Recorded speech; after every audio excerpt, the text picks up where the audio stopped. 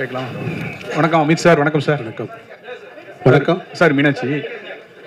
மீனாட்சி. வணக்கம் மீனாட்சி சார். வணக்கம். நிறைய பேருக்கு வந்து ஒரு சந்தேகம் இருக்குது. உங்கள் நண்பர் வந்து குற்றச்சாட்டில் இருக்கார், விசாரணை நடக்குது, தீர்ப்பு வந்து நீங்கள் சொன்ன மாதிரி நீதிமன்றம் தான் சொல்லணும், அதில் எந்த இதுவும் இல்லை. இவ்வளோ வருஷம் நீங்கள் நண்பராக இருக்கும்போது அவர் என்ன தொழில் பண்ணார், சட்ட விதி இல்லாமல் மறைமுகமாக என்ன தொழில் பண்ணாருன்னு அது உங்களுக்கு தெரிஞ்சிருக்க வாய்ப்பு இல்லை. ஆனால் அந்த பணம் அப்படிங்கிறது வெளியே வரும்போது உங்களுக்கு வந்து எந்த இடத்துலையுமே சந்தேகம் வரலையா? இவ்வளோ பணம் எப்படி வந்தது, அவர் பின்னணி என்ன? ஏன்னா இவ்வளவு நெருக்கமாக இருக்கும்போது வந்து எந்த இடத்துலையோ எந்த காலகட்டத்திலையும் அந்த சந்தேகம் உங்களுக்கு வரலையா? இந்த கேள்வியை லைக்காவுடைய ஓனர்கிட்ட என்னைக்காவது கேட்டீங்களா? சுபாஸ்கர்கிட்ட என்னைக்காவது கேட்டீங்களா? அவங்க ஒரு சட்ட ரீதியாக ஒரு தொழில் ஒன்று பண்ணுதாங்க லைக்கான்னு வச்சு. அவருக்கு என்னென்ன பிரச்சனைலாம் யூரோப்பில் இருக்குன்னு தெரியுமா உங்களுக்கு? அப்புறம் ஒரு பெரிய கார்பரேட் கம்பெனி வந்தால் கேட்க மாட்டீங்க, தனியார் வந்து என்ன மாதிரி ஆள்கிட்ட கேட்பீங்கன்னா என்ன நியாயம்?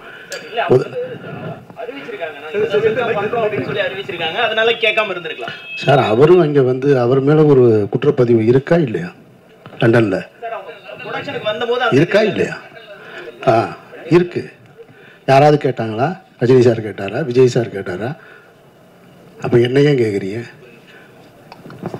தம்பி, எல்லாரும் எப்படியாவது யானை எப்படி இருக்குன்னு சொல்லுன்னு ட்ரை பண்ணுறோம். கரெக்டாக? நீங்கள் தடை பார்க்குறது தும்பிக்க, நான் தடை பார்க்குற காலு, அவர் தடை பார்க்குறது வயிறு, எல்லாரும் கண்ணு கட்டப்பட்டிருக்கு, தெரியாது. இப்போ அவர் சொன்னது போல் அவசரமாக தீர்ப்பு எழுதாதீங்கன்னு ஊடகத்தவங்க சொன்னார்ல, அந்த மாதிரி விசாரணை நீங்கள் நடத்தாதீங்க. நான் வந்து ஒரு நிமிஷம் இருங்க, பதறாங்க, முதல்ல பதறாங்க. இருங்க சார், பதறாங்க சார், ஒரு நிமிஷம் கேளுங்களேன். நீங்கள் வந்து அவசரமாக இப்போ சொன்னீங்க இல்லையா, அவர் சொன்ன போல் தயாரிப்பு படம் அது இருங்க, அந்த தயாரிப்பு பதிலாக சொன்னுமே சொல்லணும். உயிர் தமிழுக்குன்னு ஒரு படம், அந்த படம் முடித்த உடனே உங்களுடைய கேள்விகள் பூரா அதை நோக்கி திரும்புங்கிறதுனால அவராக முன் வந்து அதெல்லாம் சொல்கிறாரு. இப்போ மறுபடியும் ஆதம்பாவா பிரச்சனையுமா இருக்கும். டேய், என் படம் வியாபாரம் ஆகலை, கெடுக்கிறாங்கன்னு சொல்லிக்கிட்டு இருக்கேன், அதை எல்லாத்தையும் விட்டுவிட்டு இவங்க என்ன பேசிக்கிட்டு இருக்காங்க பாருன்னு அவர் மைண்ட் செட்டு பூரா இருக்கும். நம்ம ஒரு ப்ரெஸ் மீட் நடத்தி வச்சுக்கிட்டு இருக்கோம், இங்கே ஒரு விசாரணை நடத்திக்கிட்டு இருக்காங்கன்னு.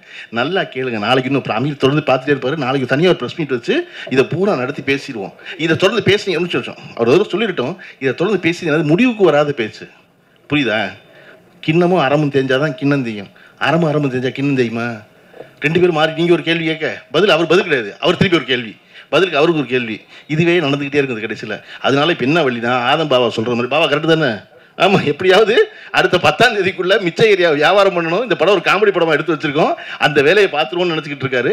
ஒரே ஒரு அமீர் சொல்லிட்டோம், அதை வளர்த்துக்கிட்டே இருக்காதிங்க. காரணம் முடிவுக்கு வராதுன்னு நான் சொல்கிறேன். அப்புறம் இல்லை வளர்ப்பீங்க, நான் வளங்க ஒன்றும் இல்லை. 3 மணி நேரம் உட்காந்துருந்தேன், இன்னொரு 3 மணி நேரம் உட்காந்துருக்க மாட்டேனா? நல்லா உட்காந்துருப்போம், எல்லாரும் உட்காந்துருப்போம். கேளுங்க. படத்திலேயே இன்னொரு பிரச்சனை வச்சிருக்கீங்க. இங்க யார் முட்டி போட்டு பதவிக்கு வந்தாங்கிறது எல்லாருக்குமே தெரியும். இந்த ட்ரைலர்லயே நீங்க சொல்லிருக்கீங்க நேரடியா, அதுவும் அவங்க கட்சியுடைய பேரையே வச்சு நீங்க கொண்டு வந்து சொல்ல வச்சாங்க. அதாவது அவர் தான் பதில் சொல்லுவார். அவர் தானே எழுத்து தயாரிப்பு இயக்கம்னு போட்டிருக்காரா இல்லையா? அவர்கிட்ட தான் நீங்க கேட்கணும். அமீர் சார்